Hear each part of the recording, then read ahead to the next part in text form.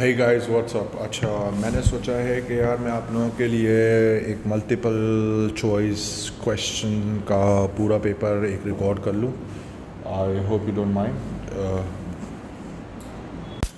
Okay guys, so this is going to be paper May June 2023। ठीक है, ये वाला 1 आवर 15 मिनट्स का पेपर था। इसको करने के लिए हमें सबसे पहले जो है ना एक कैलकुलेटर निकाल लेते हैं अपने पास, बिकॉज विदाउट कैलकुलेटर तो हम लोग कुछ भी नहीं कर सकते इसके अंदर।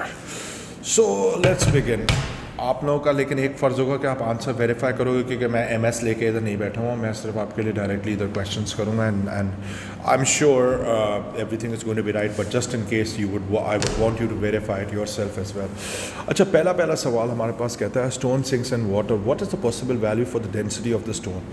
सो सबसे पहले बात है, हमारे पास डेंसिटी, पानी की बात कर रहे हैं तो पानी की डेंसिटी होती है तकरीबन 1000 किलोग्राम पर मीटर क्यूब। अब ज़ाहिर सी बात है, वी नो दिस फैक्ट के जो लेस डेंस होता है वो हमेशा फ्लोट करता है और जो मोर डेंस होता है वो सिंक करता है। लेकिन इसने कहा है a stone sinks in water, so we would want कि इससे ज़्यादा ही डेंसिटी होनी चाहिए। ठीक है, तो अगर इससे ज़्यादा डेंसिटी हमारे पास जो है जो जो इसने क्या बोला, a stone sinks in water, what is the possible value for the density of the stone.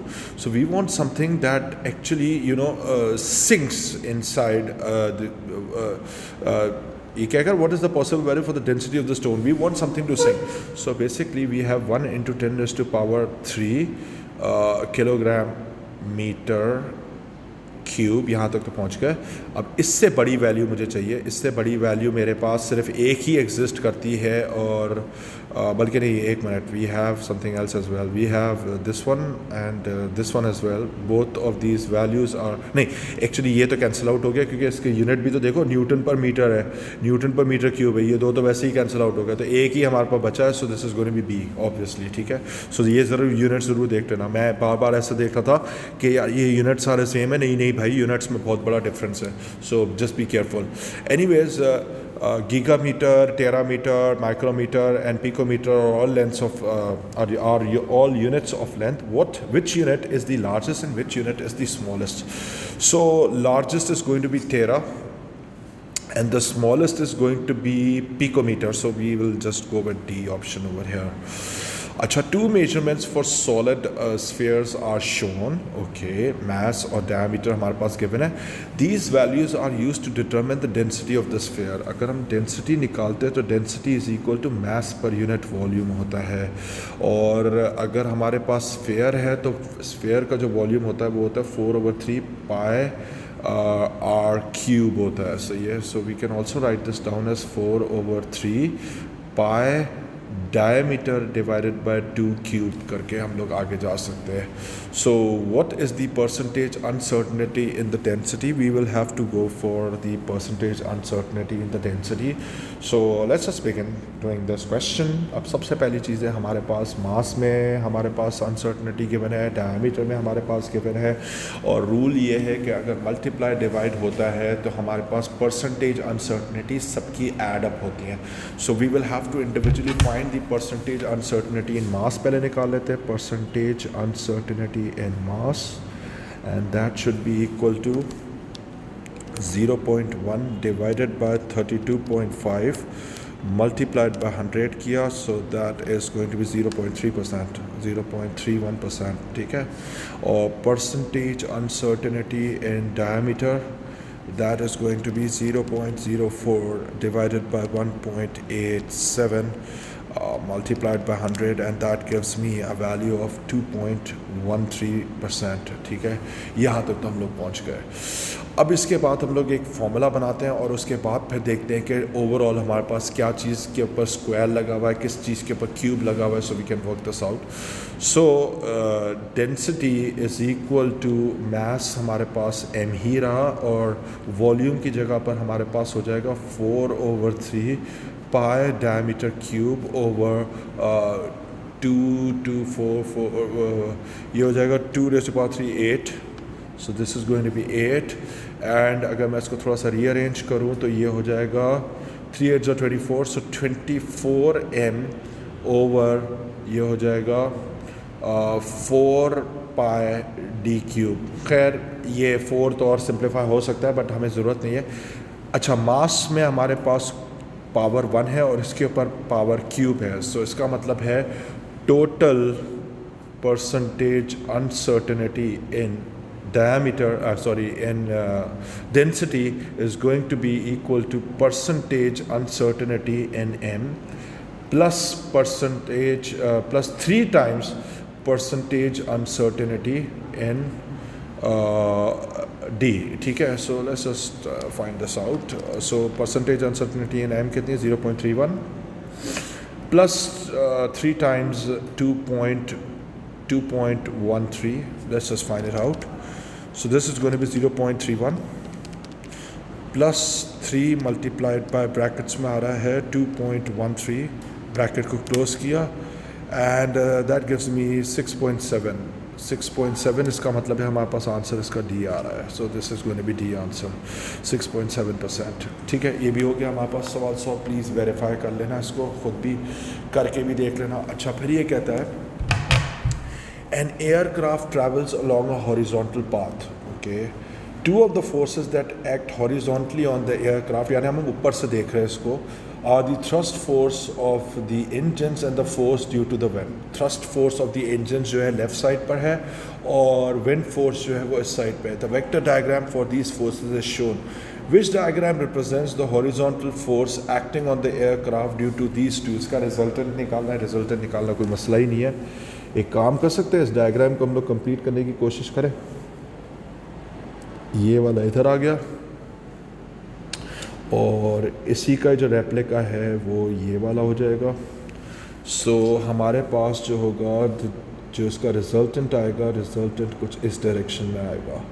So this is going to be the resultant और एक ही पॉसिबिलिटी है, तो सी आंसर आना चाहिए इसका. तो ये भी आसान था. A ball travels from x to point y. We can see that x to point y around a semicircular track of radius 1 meter as shown. What is the displacement of the ball from x to y? Displacement is the shortest distance between 2 points. So this is going to be the displacement. So अगर मुझे displacement निकालनी है तो एक तो due south होगी, ये बात तो फैक्ट है. ड्यू साउथ हमारे पास दो ऑप्शंस हैं इधर, लेकिन ये टोटल कितनी हो जाएगी? 1 मीटर यहाँ से लेकर यहाँ तक, 1 मीटर यहाँ से लेकर यहाँ तक, यानी 2 metres due south. So this is going to be B. सही है, सिंपल था ये तो, बहुत ही मज़े वाले सवाल थे. सो फार सो गुड, आसान सवाल था. अच्छा, let's look at this question. Now there is a graph that we need to study. A rock is launched vertically upwards from the surface of the earth and an identical rock is launched vertically upward from the surface of the Mars.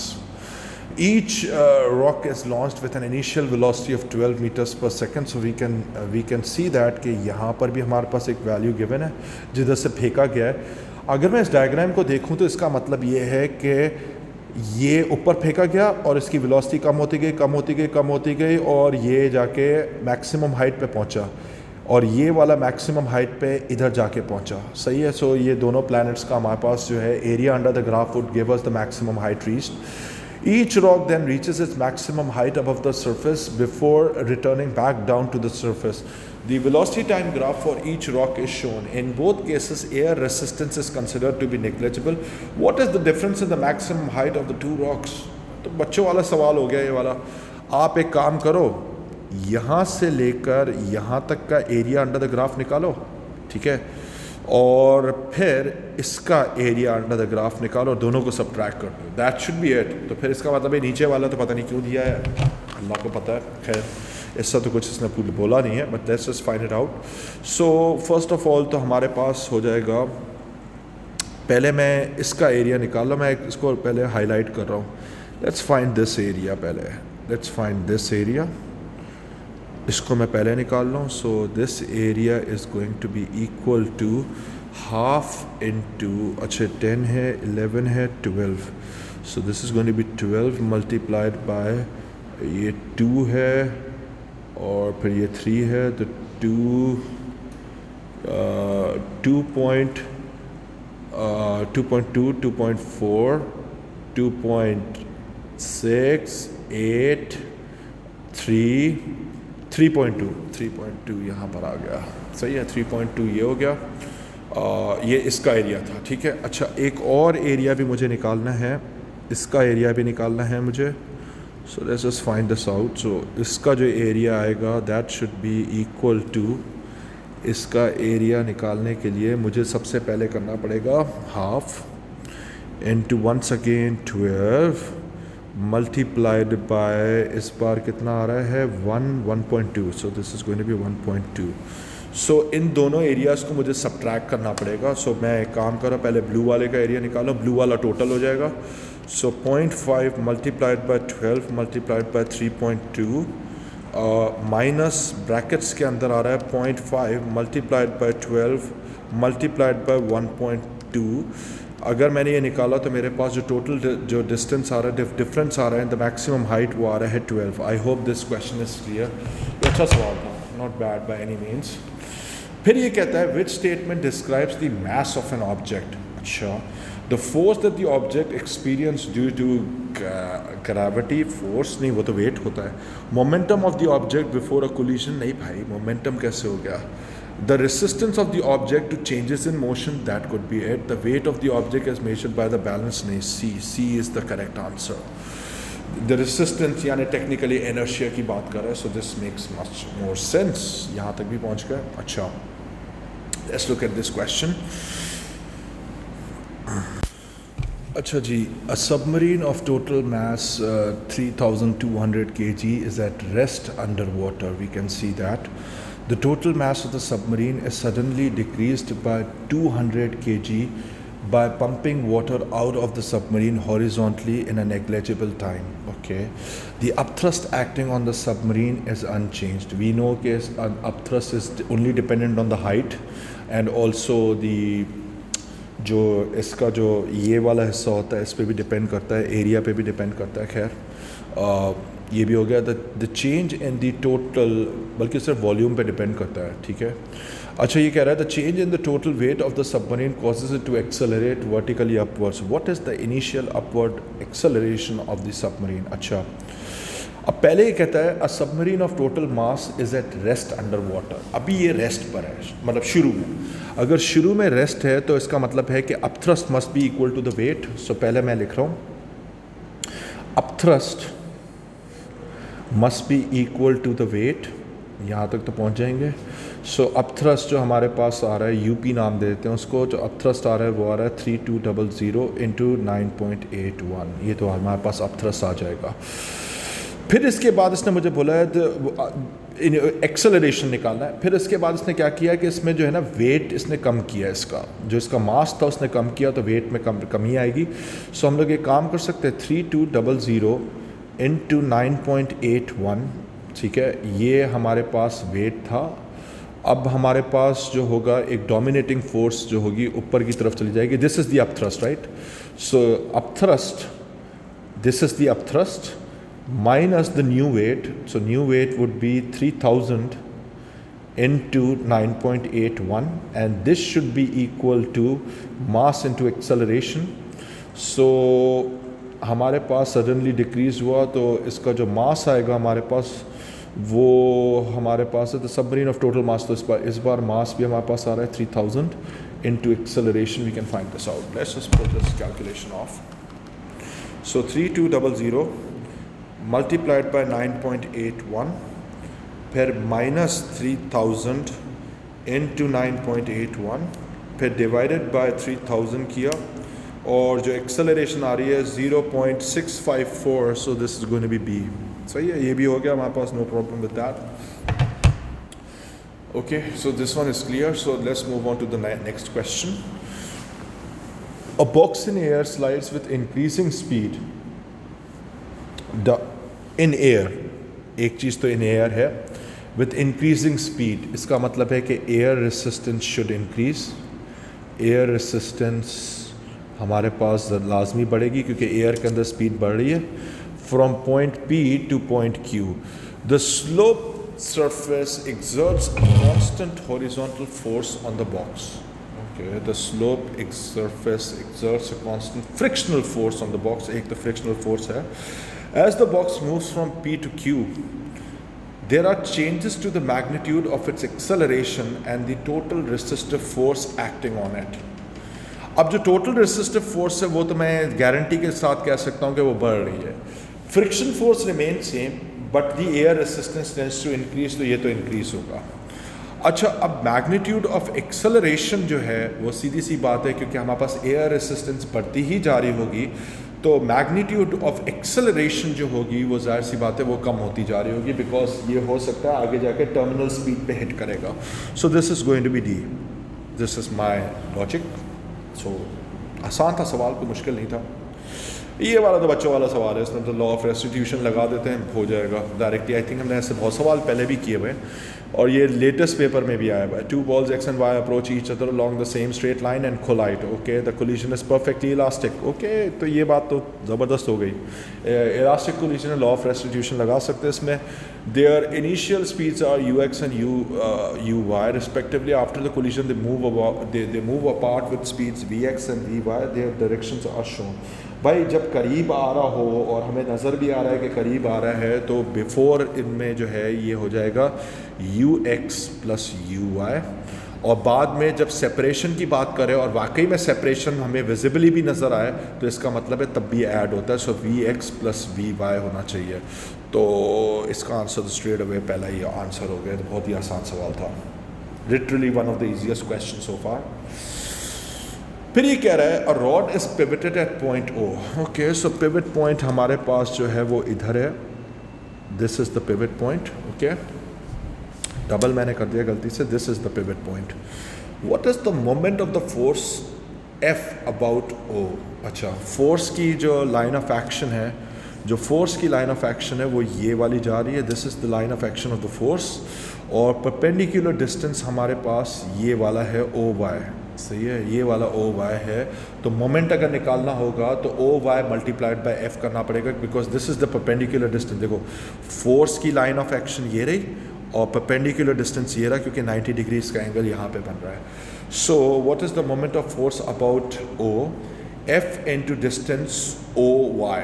F into distance O Y. So बच्चों वाला सवाल था तो ये वाला भी हो गया. यार बहुत आसान सा पेपर है, बिल्कुल बच्चों वाला हलवा पेपर है सो फार. A uniform rod XY, so far मैंने कहा है, ठीक है. A uniform rod XY of weight this. Uniform का मतलब है कि इसका जो वेट होगा इस रॉड का वो डेड सेंटर पर होगा. is freely hinged to a wall at X. It is held horizontally by a force F acting from Y at an angle of 30 degrees to the horizontal. ठीक है, एक मैं थोड़ा सा कंफर्टेबल होके बैठना चाह रहा था क्योंकि आप लोग तो आज आए नहीं हो, तो मैं खुद ही कर रहा हूँ उसको सारा का सारा. So I am just trying to sit comfortable as much as possible so that I can solve this. What is the value of f? Your target is to find the value of f. अच्छा जी, अब अगर मुझे f को निकालना है तो इसका मतलब होगा कि हम क्या करें क्या करें क्या करें क्या करें क्या करें क्या करें क्या करें क्या करें. अब हमारे पास इसकी कोई लेंथ शायद नहीं गिवन है. We can assume the length and we can work this out. I think बहुत आसान है. Let the length be L. इसको मैं एल मार्क कर लेता हूँ. ये पूरी की पूरी लेंथ एल है तो ये हाफ एल हो जाएगी यहाँ तक. ठीक है, तो एल एल खुद ही कैंसिल आउट हो जाएंगे. So since this is fixed है, अभी मूव नहीं कर रहा, तो हम लोग एक काम कर सकते हैं, इस f का साइन कंपोनेंट निकाल कर इसका वर्टिकल कंपोनेंट निकाल ले. So this is going to be f sin 30. ठीक है, so let's just find it out. Is freely hinged this, it is held horizontal by a force F. held horizontal है. so f sin 30 multiplied by L should be equal to 10 multiplied by 1 over 2L. So L और L cancel out हो गए. So F should be equal to 10 divided by 2 divided by, हमारे पास आ रहा है, इसको बस डायरेक्टली इधर ही डिवाइड कर देते हैं. So multiply by 1 over sin 30. So yeah, so let's just pull this off. So 10 divided by 2 divided by sin 30, and this value is 10. So C is going to be 10. So F is equal to 10 हमारे पास आ रहा है. So ये भी हो गया. Okay. not a problem at all. Two solid cubes x and y are made up of material of the same density. अच्छा चलो density दोनों की same है. Cube x has twice the mass of cube y. Cube x has sides of length x. Cube y has sides of length y. What is the ratio? सही है. So by density is equal to mass per unit volume. Okay. So एक काम करते हैं, पहले मैं cube x का बनाता हूँ. सो क्यूब x का मेरे पास जो पैरामीटर्स हैं, डेंसिटी तो सेम है, density is equal to 2 times the mass और डिवाइडेड बाय जो इसका जो वॉल्यूम है, cube x has the sides of length x, so x cube. यहाँ तक भी पहुँच गए. सो हमारे पास नेक्स्ट स्टेटमेंट है डेंसिटी ऑफ, इसको मैं थोड़ा सा कलर कोड चेंज कर रहा हूँ, क्यूब y कर लेते हैं, क्यूब y. सो इसकी जो डेंसिटी आ रही है, एक मिनट इसको भी हटा देते हैं इधर से. So density is equal to, इस बार इसका मास कितना है, इसका मास सेम है, मास m है, और इसकी जो लेंथ आ रही है वो y क्यूब हो जाएगी. सही है, यहाँ तक तो पहुँच गए. अब इसने मुझे बोला what is the ratio of x to y, दोनों को बराबर कर लेते, इक्वेट कर लेते, क्योंकि डेंसिटीज एग्जैक्टली सेम है. So this is going to be 2m over x cube, this is going to be m over y cube. So m और m cancel out हो गए, तो इसका मतलब है कि हमें x over y निकालना है. So 2 is equal to x cube over y cube. Cube root लगा दो दोनों साइड पे ताकि cube वो लग जाए. तो this is going to be cube root लगा रहा हूँ इसमें.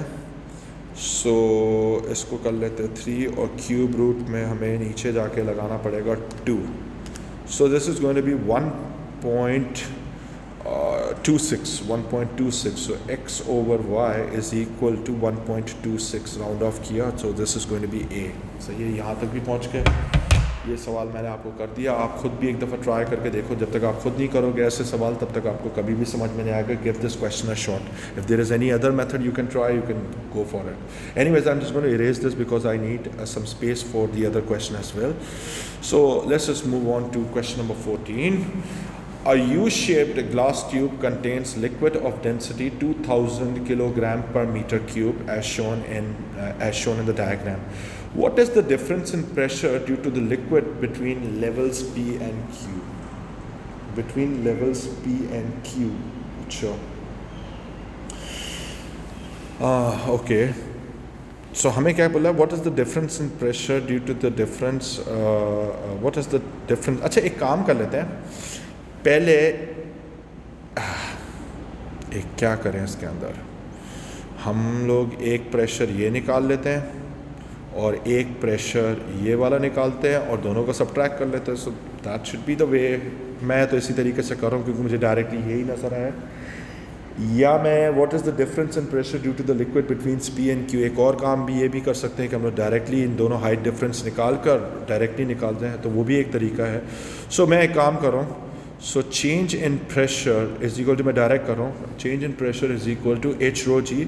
सो change in height in to rho remains the same, h rho g ये लगा लेते हैं. So change in pressure must be equal to rho h. भाई एटमॉस्फेरिक प्रेशर तो कैंसिल आउट हो जाएगा. सो चेंज इन हाइट हमारे पास कितनी आ रही है, 4.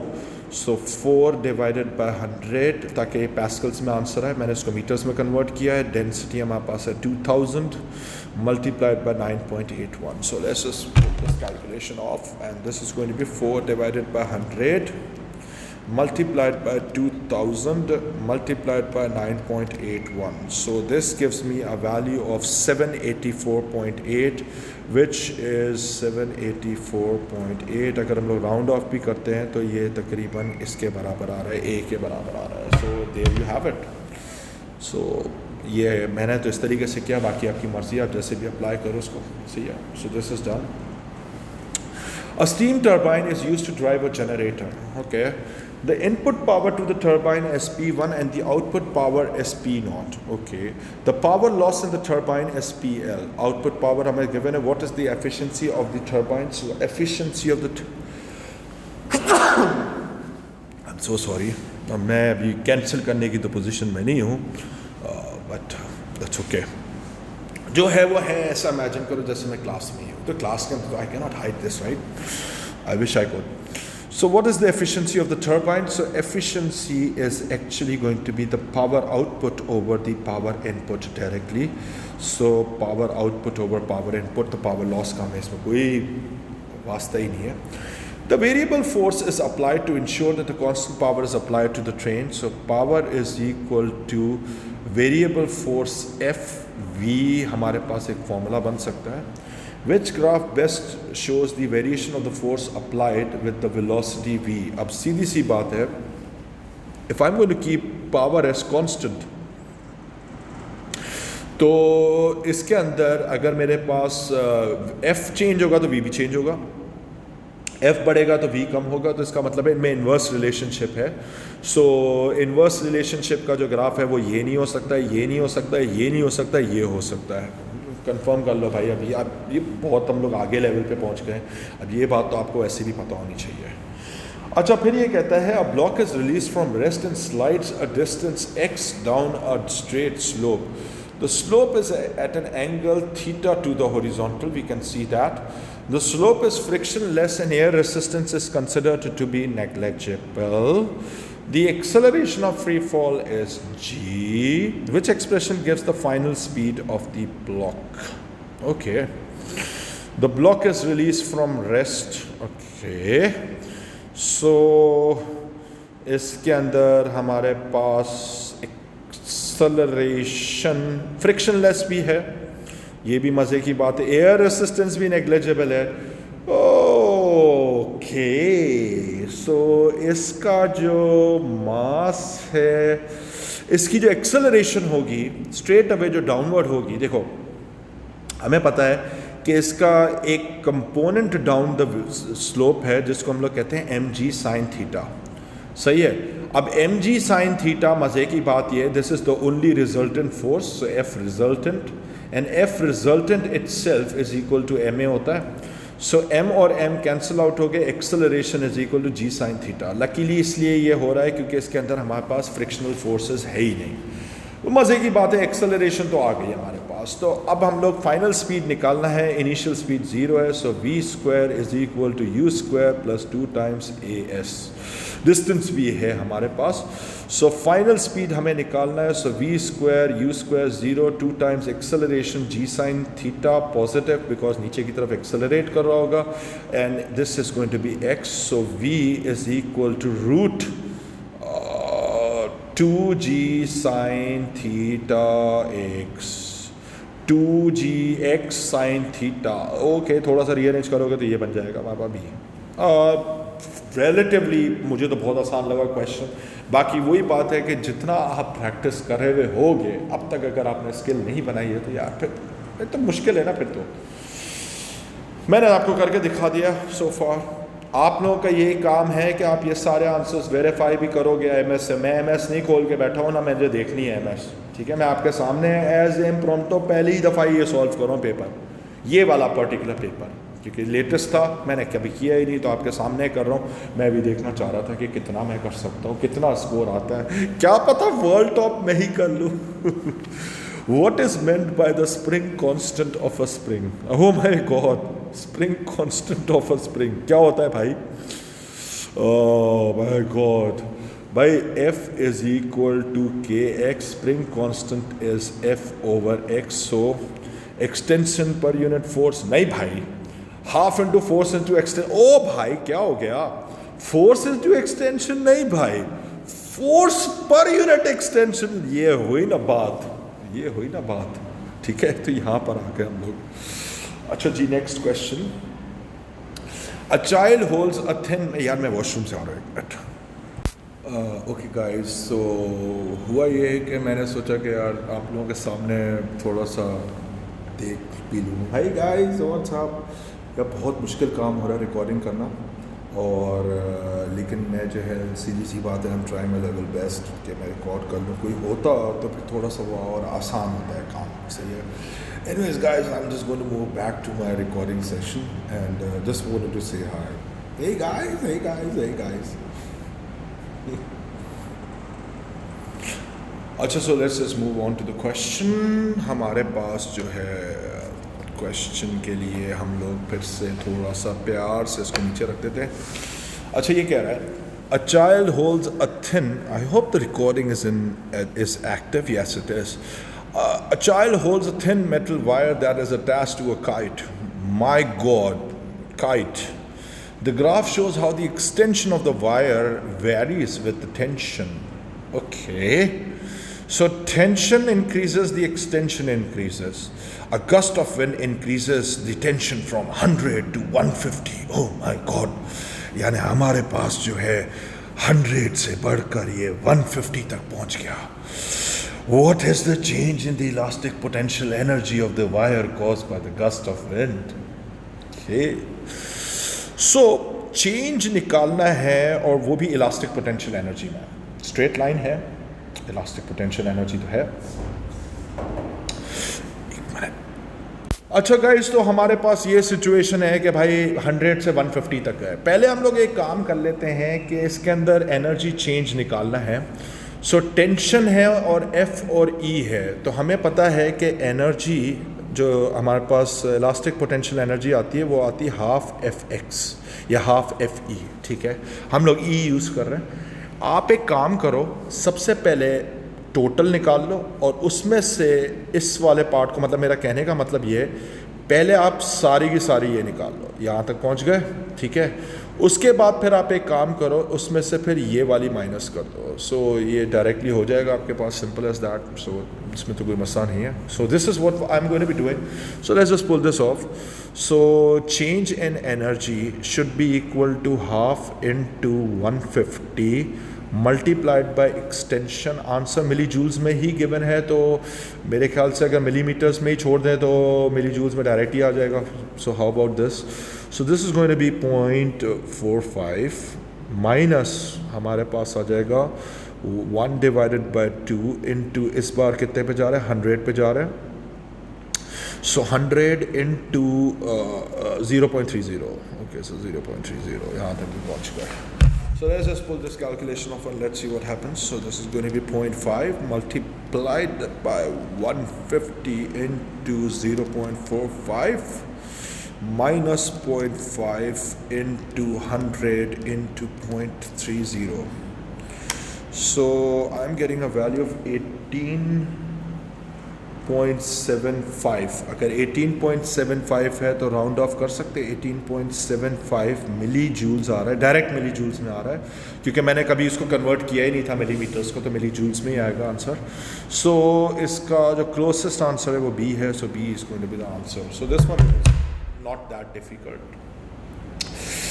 The microphone detects a sound wave. Okay, the microphone is connected to a cathode ray oscilloscope. The shape of the trace on the screen of the CRO is shown. Which property of the sound wave can be determined by using only the measurement of the horizontal distance on the screen and the value of the control setting of the CRO? Okay. Which property of the sound can be determined by using only the measurement of the horizontal distance on the screen? अब हमें पता है कि horizontal जो distance होता है वो हमारे पास time base होता है. ठीक है, time base की ही control setting होगी. तो time base का मतलब है time period निकाल सकते हैं. अगर time period निकाल सकते हैं तो basically हम लोग frequency directly निकाल सकते हैं. So this is going to be B. ठीक है. अच्छा, फिर ये कह रहा है longitudinal wave is travelling from left to right. Be careful. इसने कहा है कि लेफ्ट से राइट पे जा रही है longitudinal wave, यानी parallel vibration. The diagram shows the variation of the displacement of the particles with distance along the wave at one instant in time. Displacement to the right are positive. Okay, so इसका मतलब है कि ये वाले जितनी भी है ये A पॉइंट पे जो डिस्प्लेसमेंट होगी वो राइट साइड पर होगी. Displacement to the right are positive, displacement to the left are negative, यानी सारे के सारे राइट साइड पे होंगे. ये वाले सारे राइट साइड पे हैं. ठीक है, और displacement to the left are negative, यानी ये वाले सारे नेगेटिव है. So basically this. ठीक है, ये सारे नेगेटिव है मेरे पास और ये लेफ्ट साइड पे होंगे. So which labeled point represents a compression? Obviously this is going to be भाई compression B हो जाएगा, क्योंकि सीधी सी बात है एक तरफ वाले पॉइंट सारे राइट साइड पे जा रहे हैं और एक तरफ सारे लेफ्ट पे जा रहे हैं, तो B वाला पॉइंट पे कंप्रेशन आ जाएगी। और अगर आप D के बारे में सोच रहे हो तो D के बारे में भी मैं आपको पिक्चर बता दूं कि इधर वाले पॉइंट्स फिर वापस सारे राइट पे जा रहे होंगे, तो यहाँ पर D पर जो होगा हमारे पास रेयर फ्रैक्शन होगा, यहाँ पे रेयर फ्रैक्शन होगा, सही है। तो कंप्रेशन हमारे पास बेसिकली यहीं पे एग्जिस्ट कर रहा होगा, so this is going to be the compression, so B is the correct answer. Okay, let's move on to question number 22। A source X emits a sound wave of constant frequency f. Okay, a wave is subsequently received at a stationary detector y. अच्छा चलो, हमारे पास एक detector y है, ठीक है। अ source X हमारे पास emit कर रहा है frequency f। The frequency of the wave that is detected by y is less than f। अच्छा, इसका मतलब है कि अगर फ्रीक्वेंसी कम हुई, दैट मीन्स कि हमारे पास फ्रीक्वेंसी में डिक्रीज आया, डॉपलर इफेक्ट का। What could be the reason for this? That means अगर ये फ्रीक्वेंसी कम हो रही है तो इसका मतलब है कि ये, क्योंकि फ्रीक्वेंसी जब कम होती है तब होती है जब चीज़ दूर जा रही हो। Between x and why the wave undergoes diffraction. हो भाई क्या बकवास कर रहा है, x and why the wave undergoes reflection. चल भाई, हो भाई क्या हो गया यार, क्या हो गया, क्या हो गया ये बात। X is moving away from Y, that is very much 100% पॉसिबल, so C is going to be the right answer. A beam of visible light is in a vacuum. What could be the frequency of the light? अब जो visible spectrum जो होता है वो हमें निकालना पड़ेगा। इसके लिए सबसे पहले just give me a minute, मैं आपके सामने टेबल प्रेजेंट कर रहा हूँ। अच्छा मेरी बात सुनो, हमारे पास ये एक वेवलेंथ की रेंज है जिसके अंदर हमारे पास विजिबल रीजन हमारे पास कवर होता है, ठीक है।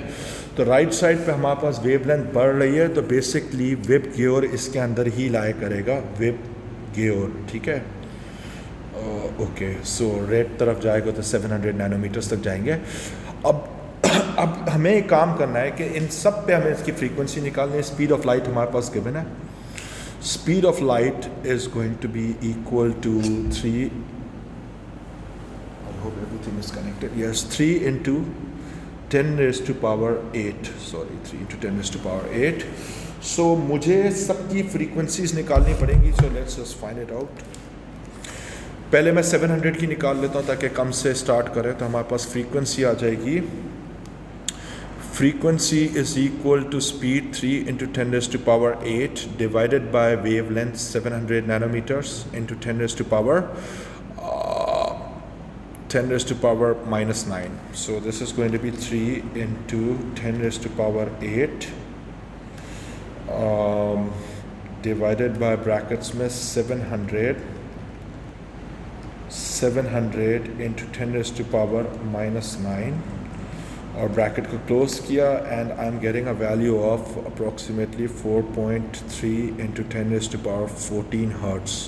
एक और भी निकाल लेते हैं, 400 पे भी निकाल लेते हैं। सो 3 into 10 raised to power 8 divided bye brackets में जा रहा हूँ 400 into 10 raised to power minus 9 again. So मेरे पास आ रही है 7.5 into 10 raised to power 14।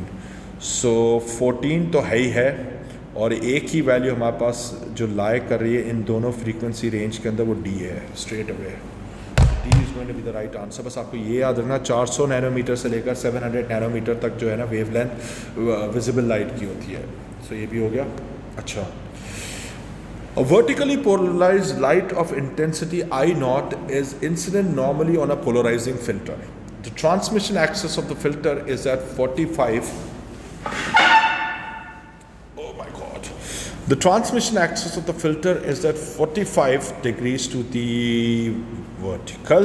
Okay. The light of the beam of light transmitted by this filter is then incident normally on a second filter. The transmission axis of the second filter is completely horizontal, यानी 90 degrees पर है. What is the intensity of the beam of light after transmission through the second filter? Okay.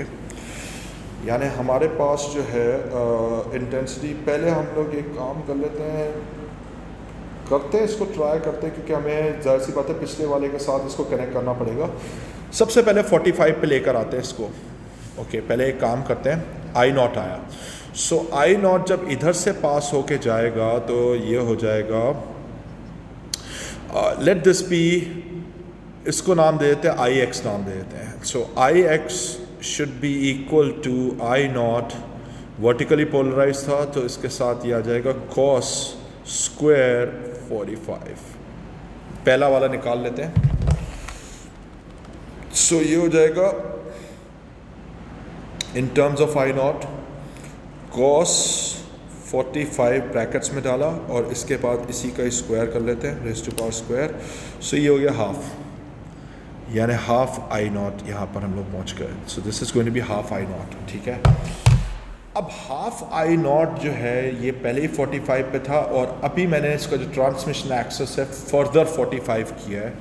सो हम लोग ये काम कर सकते हैं, हाफ आई नॉट हमारे पास जो है ये इनिशियल है, सो इसको हम लोग आई वाई नाम दे देते हैं, ठीक है, let's suppose. So I Y should be equal to half I naught cos square, once again हमारे पास जब ये हुआ तो 45 पे आएगा, सो cos 45 degrees again करते हैं इसको। So let's just give this a shot. So this is going to be, वापस आ रहा है cos 45 का होल स्क्वायर और फिर मल्टीप्लाइड बाय हमारे पास आ रहा है 1 divided bye 2। So this is going to be 1/4. So 1/4 B इसका आंसर आ जाएगा हमारे पास। So B is going to be the right answer. हो गया, वाला आसान था सवाल। A stationary wave is formed by two progressive waves traveling in opposite direction along the same line of travel. Which statement about the two progressive waves is not correct? They must have a constant phase difference. नहीं भाई, phase difference तो हर बार change होता रहेगा, तो ये तो मुझे वैसे ही नज़र आ रहा है कि सही होगा, लेकिन आगे भी देख रहे हैं। They must have the same frequency, that is true. Wavelength हमें, अगर हमें stationary wave बनाए frequency सेम होनी चाहिए, wavelength भी सेम होनी चाहिए, सेम स्पीड भी होनी चाहिए, तो इसका मतलब है A ही होना चाहिए। बच्चों वाला सवाल था। अच्छा, फिर ये कह रहा है a sound from a loudspeaker placed above a tube causes resonance of the air in the tube. A stationary wave is formed with two nodes and two antinodes as shown. Okay. So this is node, antinode over here. Okay. The tube has a height, whatever. What is the frequency of the sound? Okay. तो सबसे पहली बात है, node to node हमारे पास half होता है, सो ये हो जाएगा यहाँ से लेकर यहाँ तक हाफ लैम्डा और यहाँ से लेकर यहाँ तक quarter lambda. So half lambda plus 1/4 lambda is equal to 60 centimetre. So half plus 1 divided by 4 is actually 3/4 lambda. This is equal to 60 centimetre. So lambda हम लोग पहले निकाल लेते हैं। So 60 multiplied by 4 divided by 3 and that should be 80 centimetre. यहाँ तक भी पहुँच गया लैम्डा। लैम्डा तो पहुँच गए। अब मैं स्पीड ऑफ साउंड, अबे भाई अब तो कोई मसला ही नहीं है। सो हमारे पास फ्रीक्वेंसी निकालनी है, so V is equal to F lambda लगा सकते हैं। सो स्पीड है 340, बी केयरफुल, मीटर्स पर सेकेंड है, इसको भी मीटर्स में कन्वर्ट करना पड़ेगा। So frequency into 80 divided by 100 किया, निकाल लेते हैं। 80 डिवाइडेड बाय 100 इसलिए क्या था कि मीटर्स में चला जाए। सो 340 डिवाइडेड बाय ब्रैकेट्स में आ रहा है 80 डिवाइडेड बाय 100 और ब्रैकेट को क्लोज किया and this gives me 425। So frequency F is equal to 425, which is approximately equal to 430. So A should be the right answer. A continuous progressive water wave in a ripple tank passes through a gap in a barrier and diffracts. The width of the gap is greater than the width of the wave. Okay, gap का size बड़ा है wavelength से. Which change causes the wave to spread over a larger angle as it passes through the gap? हमें क्या करना है? हमें diffraction बढ़ानी है. A small decrease in the wavelength of the wave, नहीं भाई, अगर आपने वेवलेंथ कम कर दी तो इसका मतलब है तो और हमारे पास जो है जो डिफ्रैक्शन है वो और ख़राब हो जाएगी. Small decrease in the width of the gap, that is true, that is true. Gap को छोटा कर लो या वेवलेंथ को बढ़ा दो. अ small increase in the frequency, अगर आपने फ्रीक्वेंसी भी बढ़ाई तो वेवलेंथ कम हो जाएगी, तो ये भी नहीं हो सकता. A small increase in the height of the, ओ भाई बी आंसर करेक्ट है. ठीक है, नेक्स्ट क्वेश्चन. ओके, अब ये वाला थोड़ा सा अजीब सा लग रहा है, देखते हैं. The diagram shows a view from the, अभी सो फार तो बहुत आसान लगा है पेपर. वैसे देखा जाए तो 27 नंबर तो शायद मैंने स्कोर कर ही लिया है, तो अब इसके बाद मैं आगे करूं या नहीं करूं मेरे कोई फ़र्क नहीं पड़ता. मेरा ये तो वर्चुअली गारंटीड है ही है. A diagram shows a view from above of the double slit interference demonstration. L is a monochromatic light source with a vertical filament. B is a barrier with two narrow vertical slits, and S is a screen upon which interference fringes form. Okay. The intensity at I, at the point on the, क्या बोला है? The intensity is I at the point on the screen where the center of the fringe forms. Okay. Okay. यहाँ पर intensity I आ रही है हमारे पास. When one of the slit is covered, what is the intensity at the same point on the screen? अच्छा, ये तब था जब हमारे पास दोनों slits खुले हुए थे, when both the slits were active. अब इसके बाद फिर क्या होगा यार? ये वाला तो थोड़ा सा दिमाग ख़राब कर दिया ना इसने. हमारे पास फिर इसके बाद क्या होगा? इसको करने के लिए हमारे पास एक रिलेशनशिप होता है. Intensity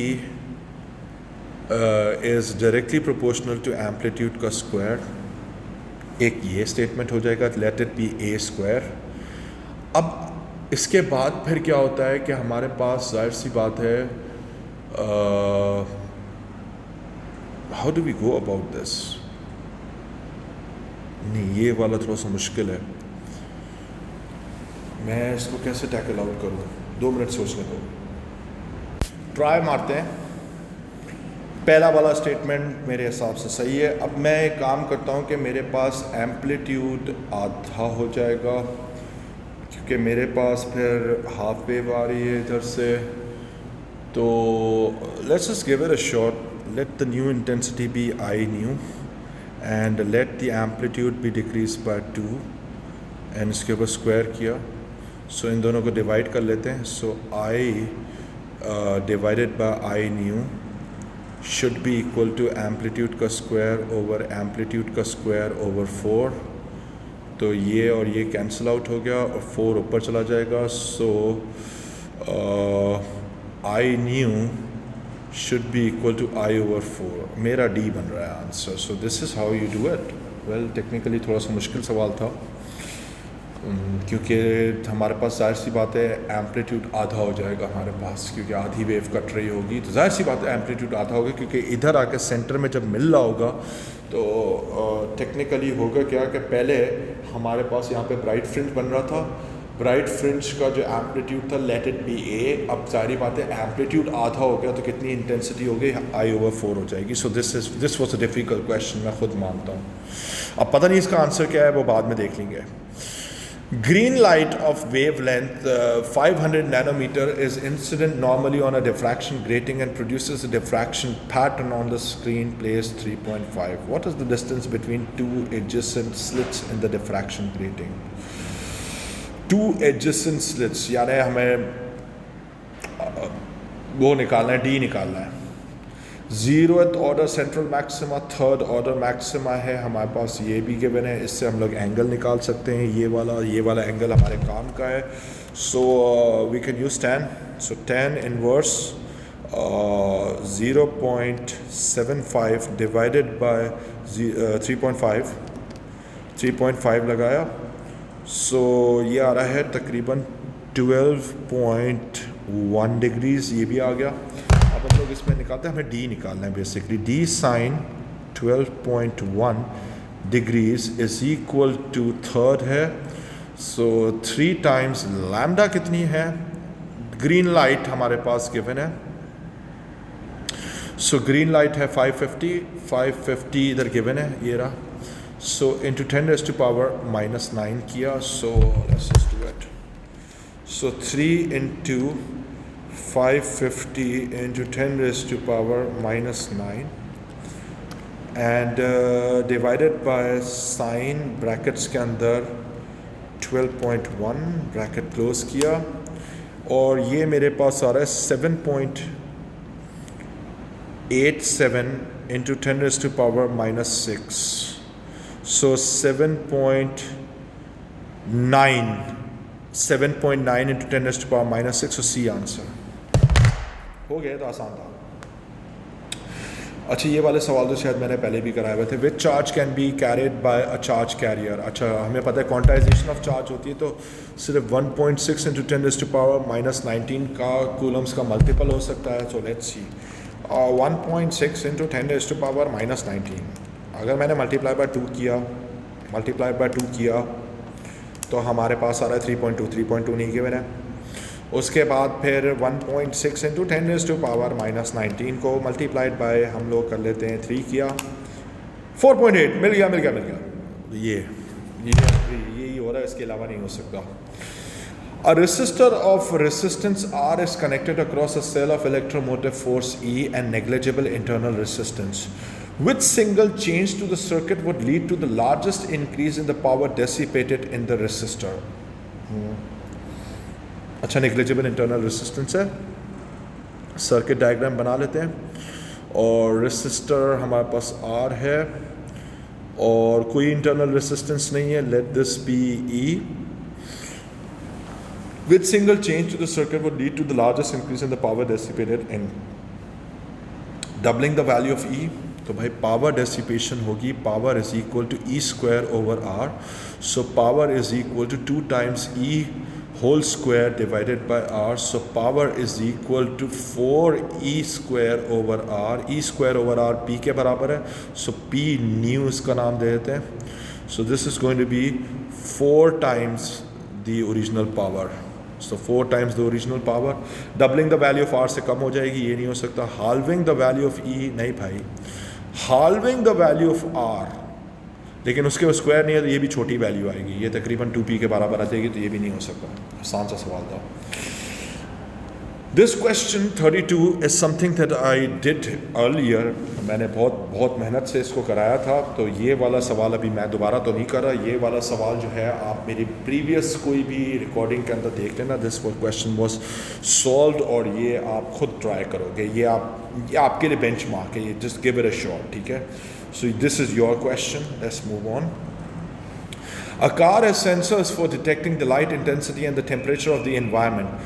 The sensor make use of light dependent resistor LDR and a thermistor. The car moves from warm and dark. Okay. Warm and dark यानी एक तरह से hot और dark का मतलब है अंधेरा. To cold यानी हमारे पास cold और bright. So bright. हम लोग जा रहे हैं hot, dark. What are the changes to the resistance of the LDR and the thermistor? Resistance of the LDR जो होगी लाइट पे डिपेंड करती है. अगर ब्राइट इन्वायरमेंट में जाएगी तो उसकी रेसिस्टेंस डिक्रीज हो जाएगी. तो ये होना चाहिए.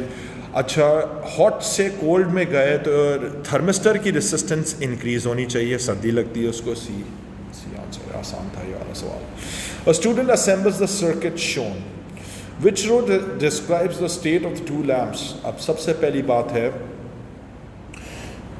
which row describes the state of the 2 lamps? A lamp 1 तो हमेशा ऑन रहेगा क्योंकि प्लस और माइनस यहाँ पे ये लिखा हुआ है. Oh my god, this is going to be minus. So plus and minus. तो ये करंट तो यूँ जा रहा होगा, यहाँ से भी फ्लो हो सकता है, ये भी ऑन रहेगा. फिर जब करंट यहाँ से आएगा तो इस साइड से यूँ चला जाएगा, इस साइड से जा नहीं सकता. लेकिन ये वाली साइड तो खुली हुई है तो ये भी हमेशा ऑन रहेगा. तो ऑन दोनों होंगे. So D should be the correct answer. Kirchhoff's first law is a consequence of the conservation of which quantity? Oh my God, मेरे ख्याल से momentum होना चाहिए. Oh no. इसका आंसर होना चाहिए first law charge. फिर ये कहता है ये वाला सवाल अच्छा तो मैं करता हूँ. थोड़ा सा ब्रेक ले लूँ यार. अच्छा जी, अब ये एक सवाल है. 3 identical cells each have electromotive force E and negligible internal resistance.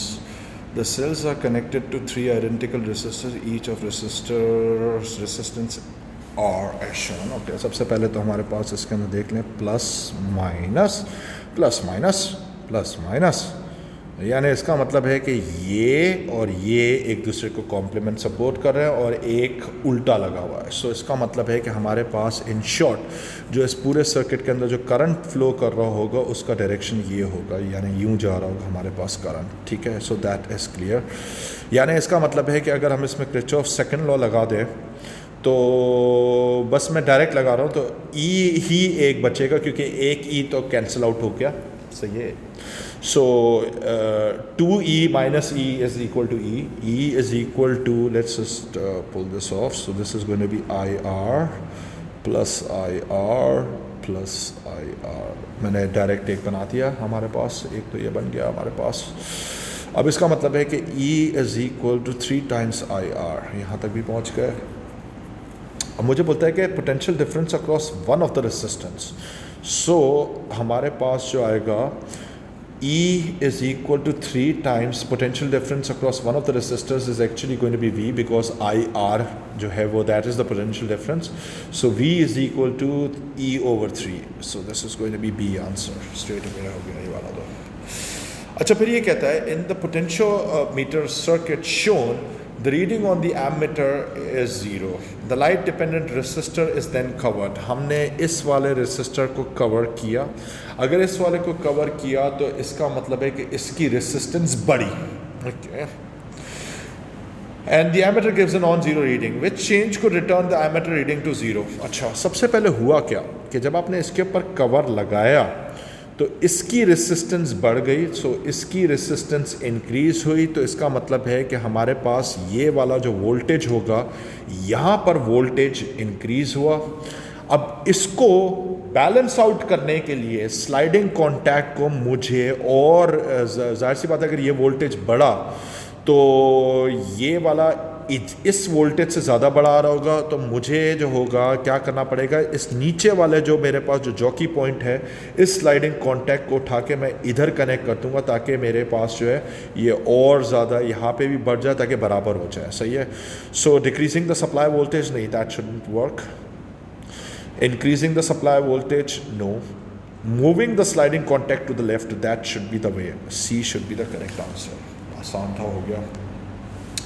What are isotopes? What are isotopes? Number of different elements with the same number of neutrons. नहीं भाई, nuclei of different elements with the same number of nucleons. क्या हो गया? Nuclei of the same element with the different number of neutrons. That is true. That is true. See, a neutron N1 is fired at uranium-235 nucleus. The neutron is absorbed by the nucleus, which then splits to form this. What is the number of free neutrons emitted when this splits? अच्छा, तो हमारे पास rule ये कहता है कि भाई everything should be conserved. So हमारे पास एक इक्वेशन बनाते हैं पहले. सो N10 प्लस U235 और नीचे क्या है 92, एंड दिस फॉर्म्स बीच में जाके बनेगा U236 और 92, और इसके बाद ये स्प्लिट अप हुआ हमारे पास बेरियम के अंदर. थोड़ा सा पेन साइज़ को छोटा कर लेते हैं. और बेरियम जो है उसका जो कोड है, सॉरी बेरियम 141 और 56, और फिर आ रहा है प्लस क्रिप्टॉन Kr92 और 36. अब प्लस न्यूट्रॉन्स हमारे पास कितने निकले हैं, तो हमें पहले तो एक चीज़ चेक करनी है कि हमारे पास कौन से नंबर्स में फ़र्क आ रहा है. नीचे वाला नंबर 92 है. मैं सिर्फ कंपैरिजन किसका कर रहा हूँ, इधर से लेकर इस वाले का कंपैरिजन कर रहा हूँ इसके साथ. सही है. सो न्यूट्रॉन का तो जीरो होता है, तो एक मिनट चेक कर लेते हैं. 92 हो गया लेफ्ट साइड पर, और राइट साइड पर 56 प्लस 36, तो ये भी 92 है. ये तो बैलेंस है. ऊपर वाले नंबर में फ़र्क है. सो 236 माइनस ब्रैकेट्स में 141 प्लस 92, और ये आ रहा है 3. So 3 neutrons are actually emitted. So this is going to be D. So this is going to be D. Achha, a pi plus meson has a charge of plus E, where E is the element. It consists of an up quark and a one other quark. What could be the other quark in the pi plus meson? Okay. So mesons are made of one quark, one एक up quark है तो एक हमारे पास ऐसा quark होना चाहिए जो anti होना चाहिए. So we will have to look at the powers and let's just go to that table once again. मैंने टेबल से ये वैल्यूज़ निकाल ली, ठीक है. तो अब देखते हैं किसके साथ ये बनता है. इसका चार्ज प्लस E है, okay, where E is the element, it consists of an up quark, and this what could be the other quark in the अच्छा एक है, it consists of an up quark, और up quark का जो charge होता है वो हमारे पास होता है एंटी अप है तो वो हो जाएगा, up quark का जो चार्ज होता है वो हो जाएगा 2/3E. ओके ठीक है, यहाँ तक तो पहुँच गए. सो बेसिकली अब मुझे इसकी ऐसी कॉम्बिनेशन बनानी है कि मेरे पास E आए elementary charge. So let's try पहला वाला ऑप्शन, ए ऑप्शन ट्राई करते हैं. सो 2/3E और 2/3E और ये हो जाएगा plus 1/3E. So that is going to be E. तो पहला वाला ही ऑप्शन बेस्ट बेटर है. ये आपको याद करने पड़ेंगे. There is no other way guys. This is done. So thank you so much for watching this video, and I hope it benefits you for your mock preparation as well as your CAI preparation. Anyways guys, I'll be seeing you in the next class guys. Take care. अपना बहुत बहुत ख्याल रखो और पढ़ाई करो, मेहनत. There is no other way यार. ये वर्कशॉप्स वगैरह का मंजन है पूरा, फुल 100% मंजन है. सिर्फ इसका एक ही तरीका है भाई, 6-7 महीने बैठ के फुल टाइट वाली मेहनत करनी पड़ती है इसके लिए. आप जब तक नहीं करोगे नहीं हो पाएंगे. मैंने आपके सामने किया है. आपको सबसे पहला काम ये करना है कि जितने भी मैंने आंसर्स किए आप ये भी वेरीफाई करो कि सारे सही है या कुछ इनमें से कोई गलतियाँ हुई हैं. बट मेरे हिसाब से मैंने अपना पूरा दिल लगाया, बगैर MS के, बगैर सब कुछ के किया है. अब आपकी बारी है. Give it a shot. Anyways guys, take care.